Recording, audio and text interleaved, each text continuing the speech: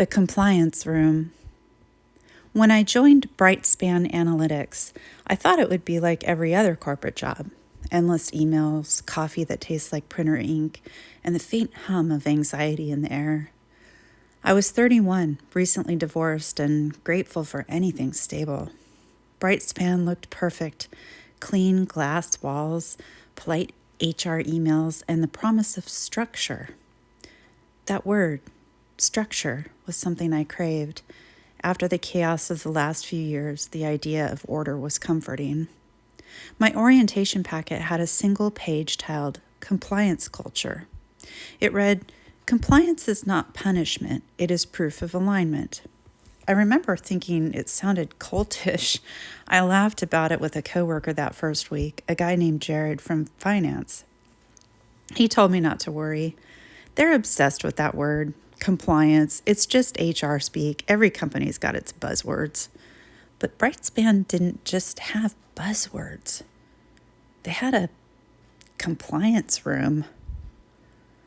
On my third week, I was walking to the copy machine when I noticed a frosted glass door halfway down the restricted hallway.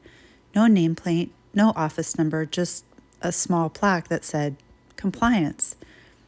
There was a keypad beside it, glowing green. I asked Jared about it later. He frowned. "Yeah, that's internal stuff. You don't need to worry about it unless you get an email." "An email?" I asked. He nodded. "Everyone gets one eventually."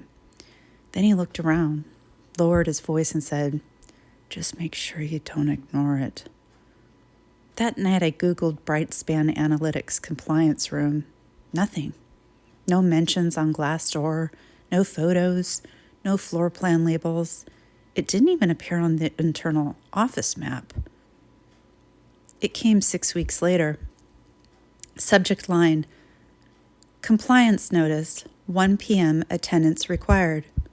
No sender name, just, quote, "system notification." The body of the email was short. Quote, "Your participation is necessary for alignment verification. Please do not reschedule." I showed Jared. He went pale. "Well, guess it's your turn." "Turn for what?" He just shook his head. "Don't be late." The compliance room was colder than the rest of the office. Sterile, white, humming with a low electric tone. There was a chair in the middle, a metal one bolted to the floor.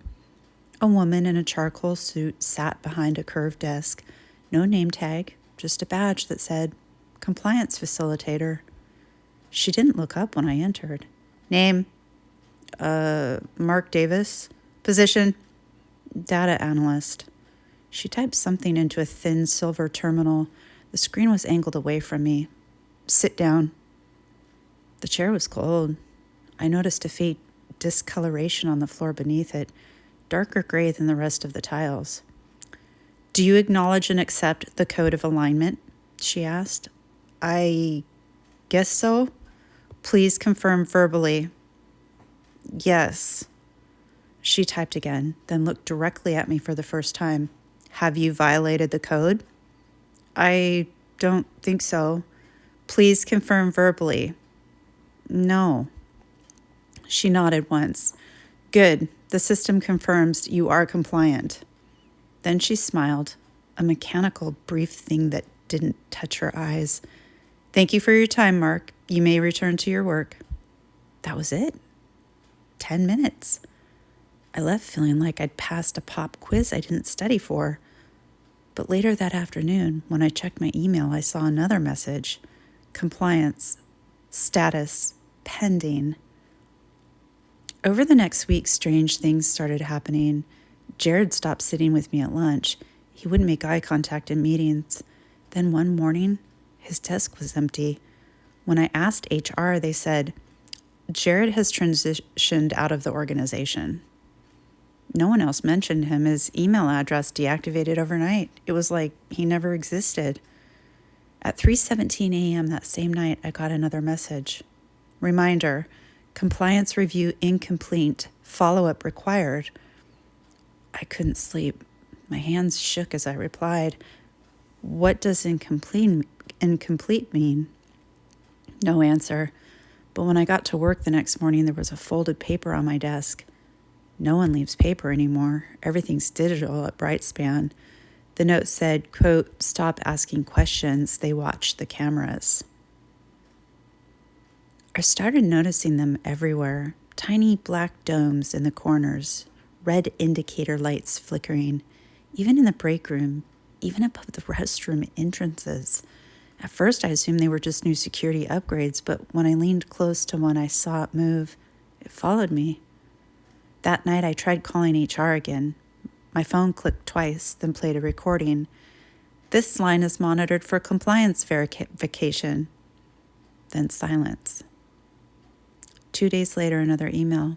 "Compliance audit scheduled, 8 a.m.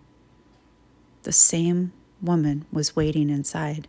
Same cold tone, same silver terminal. "Mark Davis, analyst. You have exhibited irregular communication behavior. Explain." I just asked about Jared. I didn't mean to. Irregularity confirmed." She typed something again. I couldn't see her screen, but I could hear a faint whirling behind the wall, like gears turning. "You're required to undergo recalibration." "Recalibration?" She smiled again. "It's painless." I don't remember leaving the room. I just remember the hum, low, constant, buried under the fluorescent buzz. But when I got home that night, I noticed something strange. My reflection lagged, just for a second, but it did. A week later, I found something slipped under my apartment door, a small USB stick with a sticker labeled "compliance footage." I shouldn't have plugged it in.